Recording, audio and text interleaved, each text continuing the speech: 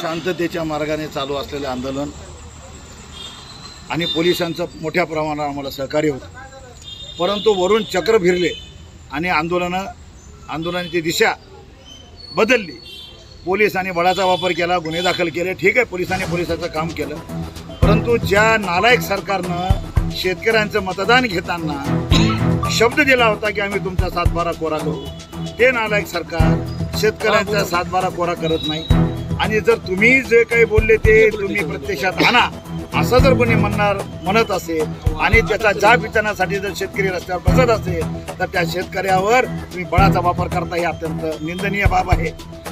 आम्ही आंदोलन शांततेच्या मार्गाने करत असताना देखील ऐन वेळेला पोलिसांनी उचललं, आम्हाला आंदोलन करण्यापासून रोखलं।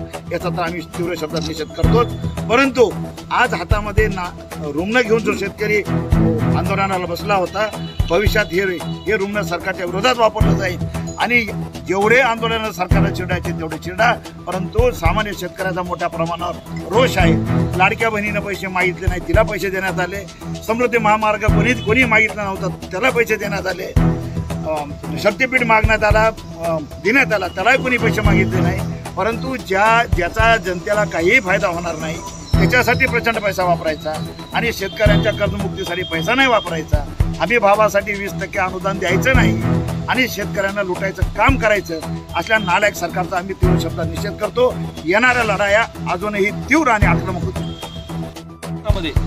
जात पात धर्म पंथ पक्ष विचारधारा विसरून सर्व शेतकरी बांधव आणि शेतकरी पुत्र रस्त्यावर उतरले होते। शेतकऱ्यांना त्यांच्या शेतमालाला हमीभाव मिळालाच पाहिजे, कर्जमुक्ती मिळालीच पाहिजे या मागण्यांसाठी आणि दिव्यांग बांधवांचे काही प्रश्न होते त्यासाठी दिव्यांग बंधू या आंदोलनात सहभागी झाले होते। शांतता मार्गाने चालू असलेले आंदोलन चिरडण्यासाठी महाराष्ट्र शासनाच्या पोलीस प्रशासनाने सर्व आंदोलकांना आज या ठिकाणी आणून बसवलं। आज महाराष्ट्रामध्ये काय चालू आहे, एकंदरीत शेतकऱ्यांना भुलवून या लोकांनी कर्जमुक्ती देऊ असं खोटं आश्वासन दिलं। शेतकऱ्यांची मतं लाटली आणि सरकारमध्ये बसली। अजित पवार सारखा उपमुख्यमंत्री 17,000 कोटी ज्याला चुना लावला तो असं म्हणतो की शेतकऱ्याची कर्जमाफी मी बोललोच नाही। अजित पवार आज त्याची क्लिप आहे की कर्जमाफी दिली नाही तर अजित पवार बापाचं नाव लावणार नाही। आता अजित पवारला आमचा सवाल आहे की बापाचं नाव खरंच बदललंय का, बदल असेल तर जाहीर करा। आणि राहिला विषय हनी ट्रॅपचं जे प्रकरण चालू आहे महाराष्ट्रात, त्यांचा मंत्री कृषी मंत्री रमी खेळतो, तर हे सरकार शेतकऱ्यांचं कष्टकऱ्यांचं नसून हे सरकार रमा आणि रमीचं सरकार आहे असं याच्या एकंदर वागणूक दिसून येते। आणि राहिला विषय पोलिसांना ह्या लोकांनी पेट बिगारासारखं वापरायचं काम चालू केलं आंदोलकांच्या विरोधात। आज महाराष्ट्रामध्ये का क्राईम रेट वाढलाय, महाराष्ट्रात गृहमंत्री झोपलाय का? आज प्रत्येक ठिकाणी खून होतो, बलात्कार, चोऱ्या डकेतीचं प्रमाण वाढलेलं आहे, पण गृहमंत्र्याकडे ते लक्ष द्यायला वेळ नाही।